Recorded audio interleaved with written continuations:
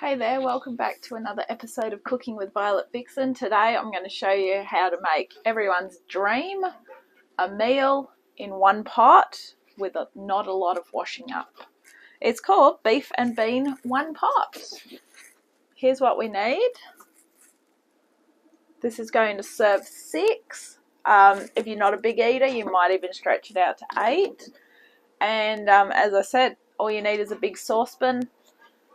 A lot of ingredients, not too many ingredients. A lot of it's just spices and a wooden spoon, and let's go. So let me talk you through what we need. Okay, come on down. Alrighty, so first of all, we're going to have 1 onion, which we're going to finely chop. Chop it up how you like. You don't have to have it super fine, but you don't want it big and chunky. 750 grams of lean beef mince, thanks to my butcher for that one.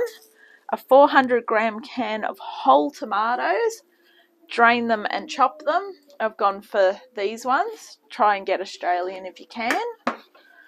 1 cup of hot beef stock. I've basically just boiled up the kettle and popped the last of my stock powder in there. That'll dissolve as it cooks. 125 grams of pasta shells. You don't have to use pasta shells. The beauty of this recipe is you're actually going to use up something in your pantry. You know, when you buy this pasta for this and this for this. So I'm going with those, 125 grams. They are shells. 1 tablespoon of the Worcestershire sauce. 1 teaspoon of chili powder is optional. If you don't like chili powder, don't put it in. If you don't want a lot, cut it down. 2 teaspoons of dried mixed herbs. That one there might not be 2 teaspoons, so I've got a fill-up bag. And last but not least, a 420 gram can of baked beans. These were organic ones that I had. I don't know why they're organic. They're baked beans anyway. So yeah, chop your onion. Everything else is weighed and measured, or I'll do it as I go. So once I've chopped the onion, we're ready to roll. So lately I've been cooking at night, but obviously I'm a bit behind with showing of recipes, but I'm not going to tell you what date it is, but those of you that know me know that I love Penrith Panthers. And let's just say tonight, if it does not rain, that's where I'm going. So I'm actually cooking this one before work. I have been doing overtime, which I don't put down for. So, but as I said, this one's great because it doesn't take long. So I'm going to have it ready. If I'm coming home from work and I can't go to the football because I don't want to risk getting wet, at least my dinner's going to be ready for me. So it can give me half a bit of a break, I guess you could say. Not that I get much of that. I've got 6 hours of studying that I've got to get done in about 2 weeks. So doesn't sound much, but when you work as much as I do, it is a lot.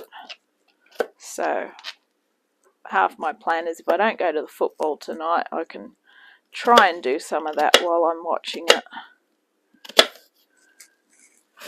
Multitask. This is unfortunately also going to be the first game that I've watched since Mama actually started to like the football. At least she started watching it with me during COVID. So it's going to be a little bit hard. But it's exciting that the football's back. So yeah, all right, let's go. We're going to heat 1 tablespoon of oil in that large saucepan. So let's go over to the stovetop. Use olive oil. As I always like to do, I give everything a spray.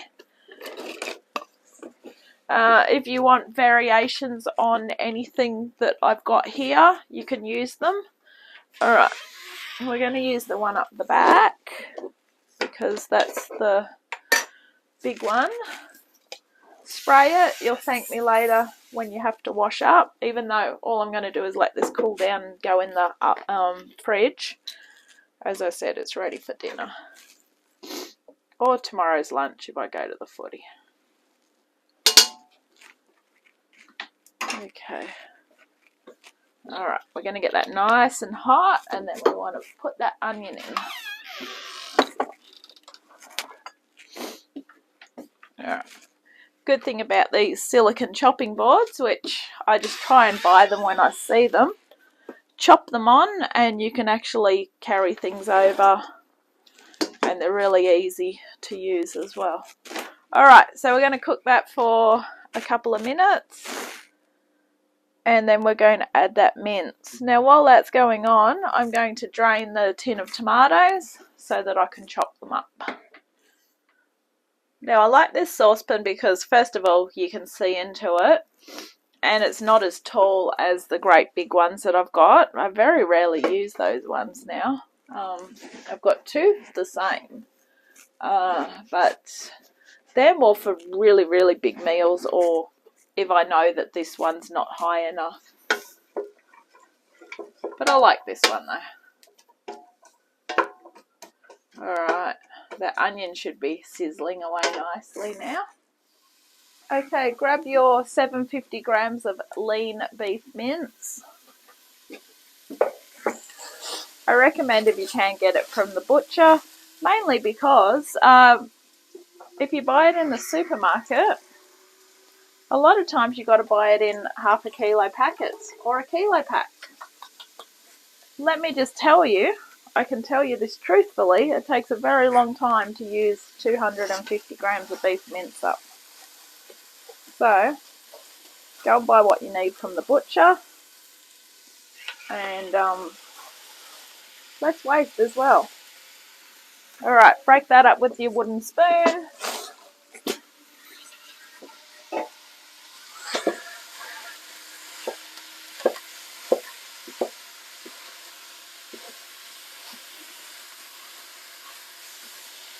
If you think it's burning pretty quick, you can actually turn your heat down. I think we're going okay for now. So in a way, this is kind of like making spaghetti bolognese, but we're adding baked beans into it as well, which I don't eat a lot of, but I have got a couple of tins in there, so I thought, okay, it's going to use them up, especially the bigger tins, and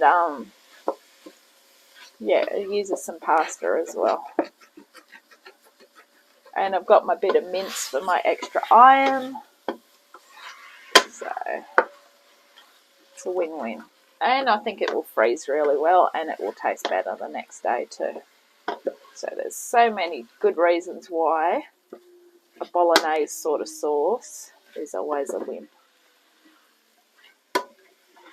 Oh yeah, and you'll realise it doesn't take that long to make it as well.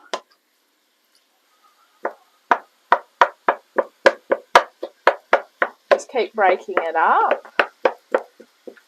The thing with it being lean is you're not going to get a lot of fat out of it. When you use the supermarket talk, I think they do 3-star, 4-star, 5-star. Obviously 3-star's got more fat in it. This is premium, which doesn't have a lot of fat in it at all. But soon it will have the juice and that in there. Or the stock, I should say, and the tomatoes. Alright. Just let that brown away. We'll go and grab the next ingredient.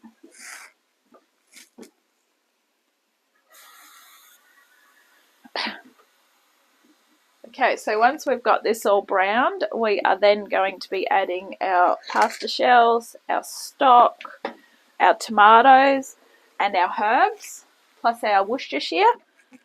Everything goes in except the baked beans. They are going to go in at the end, otherwise they'll be cremated.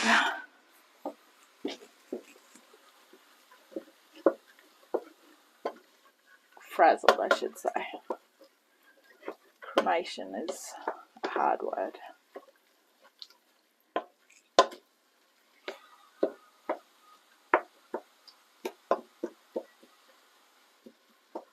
Alright. Doesn't matter if it's still got a little bit of pink in it, but you want it to be nearly fully cooked through before you add the next bits. See that? That's looking good.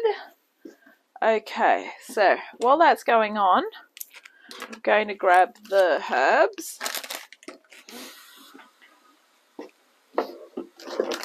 Okay, I'll do the 2 teaspoons of mixed herbs first. Mainly because I don't think I've got 2 teaspoons in here. Oh, I actually do. That'll be right. That's okay. I've just got to remember that I've got a bag of mixed herbs for a spare. I will add the chili powder. It's entirely up to you whether you do or not. 1 teaspoon.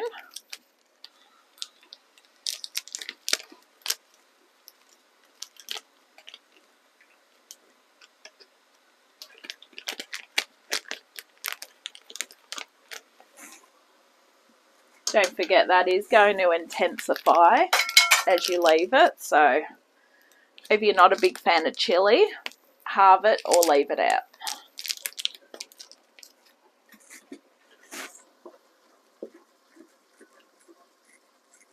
Alright.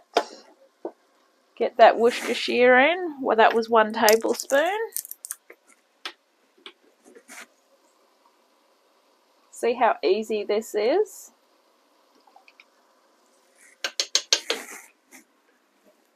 Good thing with this one is it's more cooking time than preparing time. So I can actually leave this cooking while I'm getting my lunch and stuff ready for work. So for me, that's a bonus. Alright, in goes that 1 cup of beef stock, hot beef stock. Don't need to tell you what hot beef stock means. I made it with water from the kettle, so that's how hot I wanted it. And plus, I had to finish dissolving what was left in my beef stock powder. Haven't been using much of it because most recipes now you use a litre, and to be honest, if you're going to use a litre, you're silly not to buy it already made rather than make it yourself. I know it's not as cheap, but it's less hassle. And I think Coles brand, or one of them, is under $2. So it's almost not worth it to make your own stock, you know, if you want a nice meal. Alright, so that's my tomatoes. I've drained them and just chopped them up. I don't know why it didn't say to use crushed tomatoes. And in go those pasta shells. Beautiful. Stir those in last of all. Okay, so basically we're just waiting for the pasta to cook. We're going to bring to the boil and simmer gently for 30 minutes. Stir it occasionally, and if you see it starting to dry out, just add a bit more water. Don't forget your pasta is going to absorb the water. Those shells won't stay small for long. So try and, if you do need to buy pasta, don't buy the big shells, buy the smallest shells you can get, because they're not going to stay small forever. Alright, I'll be back soon. Okay, my buzzer's just gone off for the half an hour, which was perfect timing. I didn't have to add any more water, and it's been simmering away beautifully. So all we need to do now is grab that tin of baked beans, rip it open, in they go.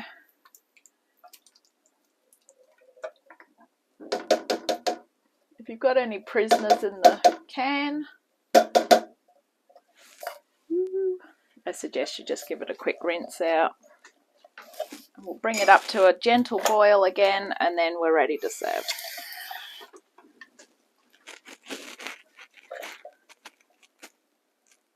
crank up the heat because now we do have to get rid of that. Alright, probably about 5 minutes. Grab yourself some bowls to serve. If you want some nice crusty bread to go with that, that would be fantastic. I'm going to give it 10 minutes because I want it to come to the boil and to just get rid of a bit of that excess water. Alright, I'll check back in with you soon. And we're done. So, that serves 6 or 8 or 4 if you're super duper duper hungry. I hope you've enjoyed this episode of Cooking with Violet Vixen, beef and bean one pot. I'm going to catch you next time. Bye.